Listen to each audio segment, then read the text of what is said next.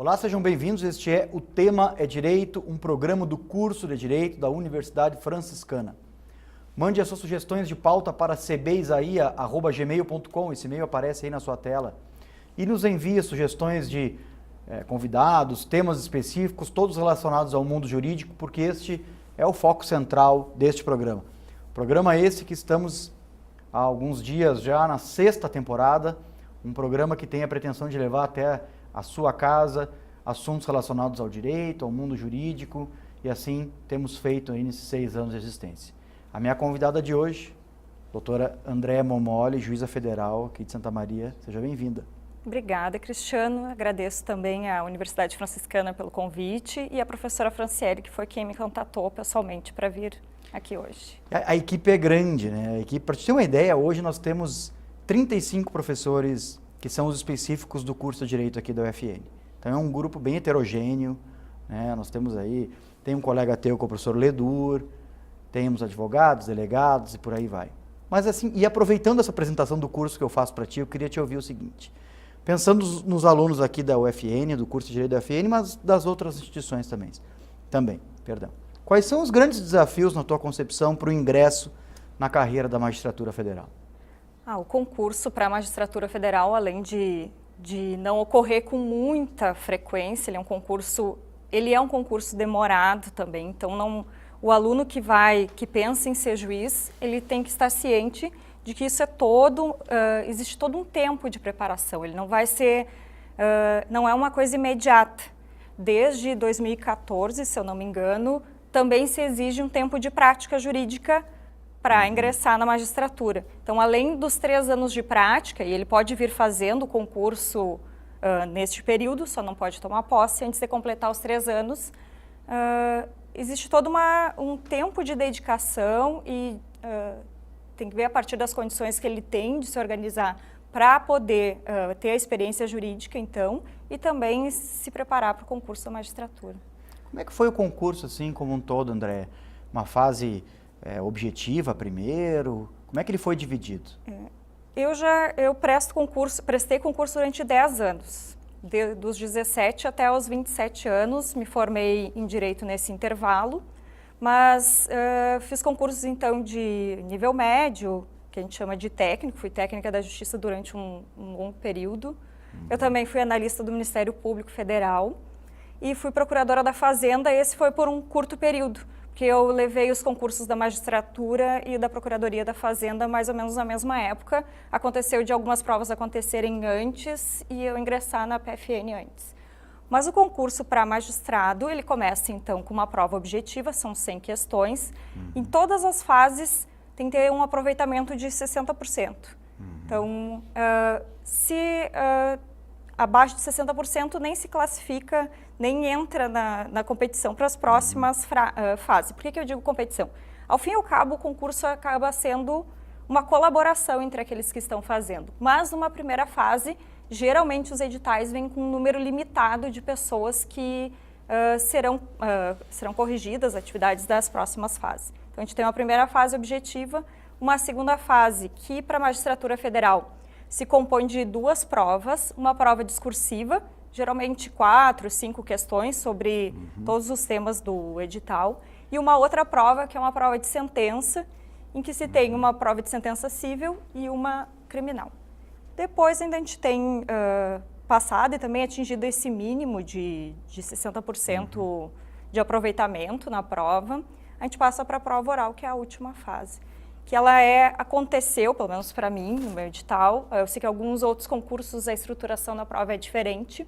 Para nós, o candidato ele se coloca na frente da banca, tem o presidente da banca, 2 juízes, um juiz e um desembargador, na verdade, um advogado e um professor que vai fazer os questionamentos, eles dividem entre eles as disciplinas e a gente fica 1h30, 2 horas respondendo, então, as perguntas técnicas a respeito das diferentes matérias previstas no edital. E aí, por óbvio, se pergunta tudo que está previsto lá no edital, né? É por isso que a gente começa. Eu sempre, quando converso com alguém que esteja pensando em prestar, eu digo, comece cada fase, estudando para cada fase separadamente. Sim. A preparação para a primeira fase é uma, Então, a gente lê o edital de uma maneira inteligente para aquela fase. Por isso, fazer as provas anteriores, verificar quem é que está montando a prova, e assim vai até a prova oral, em que é uma leitura diferente dos conteúdos do que se tem para a primeira fase. Isso exige um outro tipo de preparação. Agora, uma vez ingressada a pessoa na carreira da magistratura, na tua opinião, quais são os maiores desafios de um juiz de direito hoje no Brasil? Aquele início, a gente acha que sai do concurso, sai cansado e a gente tem uma bagagem jurídica muito grande. Mas, com certeza, o contato direto com a comunidade, com os advogados, ele é uma construção também. A experiência que a gente vem acumulando ao longo do tempo se mostra, naquele primeiro momento, não é tão simples assim. Eu diria que os maiores desafios na carreira em si é uma grande quantidade de demandas para uma estrutura com restrições orçamentárias. A gente tem um limite que a gente consegue fazer e, ao mesmo tempo, ao juiz não é dado negar a jurisdição, então ele vai ter que prestar jurisdição nesse contexto de excesso de demanda e também num contexto de restrição orçamentária. O juiz, no concurso, não é exigido nada, especificamente alguma coisa em relação à gestão de pessoal, e o juiz ele não vai trabalhar sozinho. A Justiça Federal tem uma estrutura um pouco diferente da Justiça Estadual nesse sentido. A gente tem um diretor de secretaria, que ele não é concursado para o cargo de diretor de secretaria. Sim. É o juiz federal da vara que vai escolher quem é esse servidor que vai coordenar os demais e também fazer uma distribuição das tarefas dentro da secretaria. Isso quem faz é o juiz. É um juiz que, em princípio, não foi questionado sobre, ou pelo menos não era até o momento que eu fiz o concurso, especificamente sobre gestão de pessoal. Agora, todos esses anos se preparando, né, para essa carreira, e agora eu sei que tu és mestranda em Direito, né? Por que isso? Por que essa opção? Ainda que se possa pensar que magistratura e a academia não possam caminhar juntas, para mim isso não faz o menor sentido. Seja porque o juiz, como eu já disse, então ele não vai trabalhar sozinho, ele vai trabalhar com uma série de pessoas. Qual é, por exemplo, a prática que a gente faz ali na primeira vara de Santa Maria? Desde que o CPC mudou, nós começamos a nos reunir para tratar do que tinha sido alterado, e a gente faz isso coletivamente. E o juiz, querendo ou não, naquele momento, não que ele vá dar uma aula expositiva para os servidores, mas ele tem que ter uma certa didática para conseguir trabalhar e fazer isso funcionar, porque não adianta eu reter o conhecimento comigo, é uma série de pessoas, a gente constrói aquele conhecimento a respeito da nova legislação ali. Então, na primeira vara, especialmente quem trabalha fazendo minutando as sentenças finais dos processos, as sentenças que a gente diz de mérito, a gente se reúne a cada 1 ou 2 meses e faz uma construção, então, do conhecimento a respeito dos precedentes vinculantes ou aqueles temas que foram afetados à vinculação naquele período. Eu acho que o trabalho do juiz, então, não deixa de ser um trabalho de professor nesse sentido. Uma outra função, digamos, o que mais o mestrado interfere na minha vida profissional fora do mestrado, fora da academia. Com certeza, alguns processos chegam para a gente e chegam diferente daquilo que a gente habitualmente está acostumado a julgar. Esses novos casos são aqueles que a gente não encontra uma resposta direta, ou que a tradição autêntica que pode vir, que vai servir para a gente julgar aquele processo, não é tão evidente, tão clara, tão rápida. E o mestrado, ele, como ele tem diversos assuntos, eu passei a ter contato com temas e quando aqueles processos novos chegam para a gente, eu já tenho mais ou menos qual é a ideia de discussão, a partir de onde se está discutindo determinados assuntos. Acho isso bem importante. Essa vinculação, né, com a docência, futuramente com a docência também é importante para isso, mas talvez o mais importante é a própria capacitação pessoal, isso não se termina, né? A gente está sempre aprendendo, então isso faz parte. A academia, ela trata isso com muita delicadeza, com muito respeito. Mas uma coisa que me chamou a atenção na tua fala foi, né, essas reuniões que vocês fazem para tratar dos precedentes. Eu queria te ouvir um pouquinho sobre isso. Nós temos aí um tempinho aqui nesse primeiro bloco. Como é que tu vê essa dinâmica do judiciário hoje, na questão da formação dos precedentes judiciais e no dever, entre aspas, de observância desses precedentes por parte de vocês, juízes? Como eu falei, em razão especialmente desse aumento, a gente teve as ondas renovatórias de processo, o acesso ao judiciário foi estimulado de diferentes formas, o que é muito positivo. Mas ele também trouxe para o judiciário o como fazer, então, com que esse acesso ele seja não interrompa o serviço do judiciário. Sim. Ele tem que fazer frente a essa demanda. E os precedentes judiciais vêm um pouco nesse contrafluxo. Então, além de toda a discussão que se tinha sobre decisões divergentes entre os juízes, e que também era uma problemática, acho que principalmente pelo pelo incremento nas demandas, teve toda essa movimentação pela vinculação aos precedentes. Eu acho que esse é um tema que a gente pode abrir o segundo bloco, principalmente no que tange, né, essa necessária vinculação às decisões dos tribunais superiores, qual é a dinâmica disso, quais são as formas em que isso ocorre. Vamos fazer um intervalinho, coisa rápida, de uns 30 segundos, e a gente volta tratando justamente daí, pode ser? Tudo bem. Então, fique conosco, não saia daí, como eu disse, é super rápido, 30 segundos a gente tá de volta.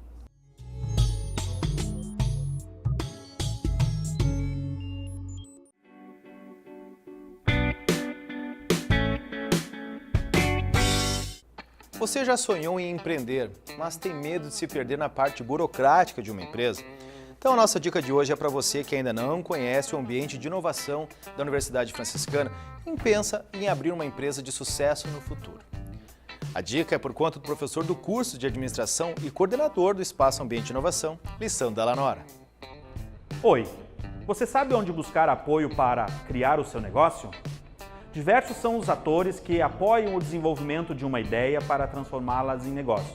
Um destes são os ambientes de inovação, que são constituídos por ambientes colaborativos, incubadoras tecnológicas e espaço para empresas residentes.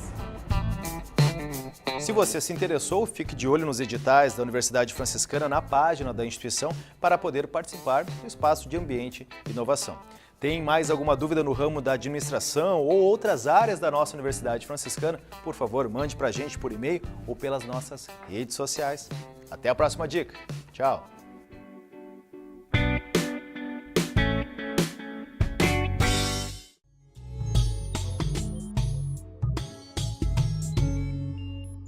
Retornamos com o tema é Direito de hoje. Este é um programa do curso de Direito da Universidade Franciscana. Não deixe de mandar suas sugestões de pauta para cbisaia@gmail.com. Esse e-mail aparece aí na sua tela. Envie pessoas que você deseja que sejam entrevistadas, temas específicos, todos eles relacionados ao mundo jurídico, porque, como sempre digo, este é o foco central deste programa, 6ª temporada, e hoje tenho a honra de conversar com a Andréa Momoli, juíza federal aqui de Santa Maria. Queria te ouvir um pouquinho mais sobre o histórico dos precedentes, né, sobre a necessidade de instituição dos precedentes. O novo Código de Processo Civil, pela primeira vez na história desse país, ele traz um rol de precedentes judiciais obrigatórios. Algumas pessoas fazem leituras pessoais sobre esse rol e, por exemplo, justificam que aquilo lá alteraria ou macularia a independência funcional dos juízes. Tu analisa mais ou menos por aí a questão ou tu tem uma outra concepção sobre isso? Agora falando um pouco mais como mestranda em Direito, então como o professor tinha falado, do que propriamente como julgadora. Obviamente que os precedentes, eles possibilitam, então, que tenhamos julgamento, em tese, mais rápido nos processos a partir de entendimentos pré-formados. Categorias de julgamento remetendo até uma filosofia kantiana, talvez, de que algumas coisas poderíamos já generalizar a tal ponto que funcionaria para qualquer caso. Pois então, ao mesmo tempo, o que significam os precedentes? Significam que aquele que tem o contato primeiro na colheita da prova, que é o juiz de primeiro grau. Ele vai julgar o caso, então, a partir daquilo que ele colheu, tendo em vista essas generalizações não feitas a partir da tradição jurídica que ele explicitaria, né? Tem uma vinculação na transparência, então, do entendimento que ele faria. Não é uma... eu acho que isso reflete um pouco a tentativa que se fez em relação aos códigos no século XIX. Em certa medida, está se reproduzindo uma mesma percepção jurídica, né? Porque, na verdade, a ideia do legislador ali no século XIX foi de prever a maioria das hipóteses que pudessem ocorrer em sociedade.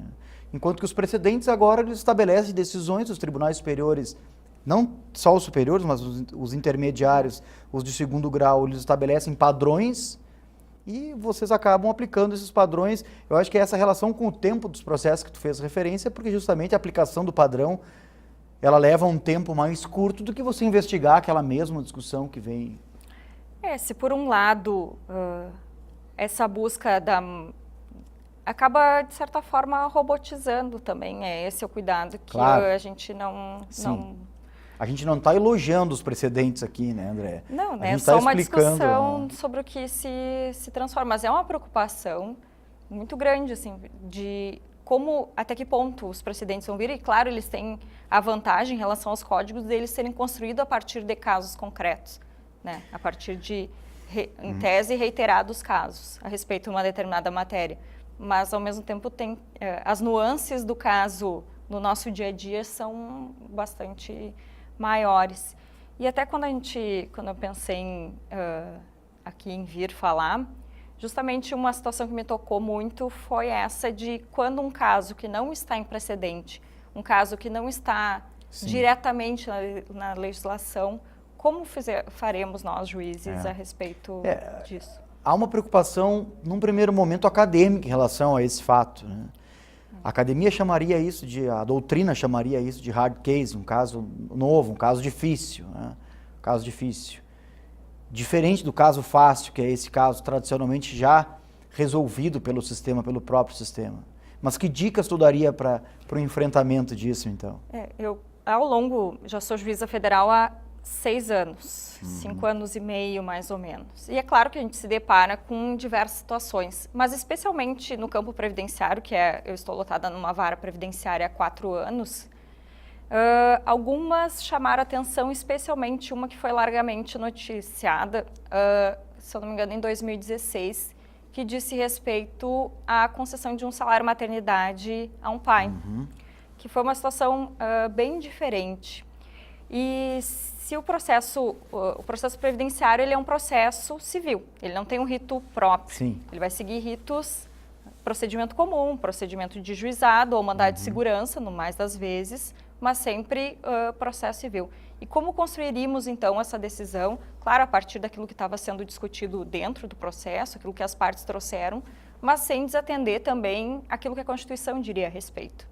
Esse caso específico, que eu posso comentar porque já foi julgado, era um pai, a mãe gerou a criança e 3 dias depois teve a assinatura de um documento no Ministério Público Estadual da cidade que eles residiam, em que ela abria mão da guarda da criança em favor do pai. O pai passou até a guarda exclusiva da criança.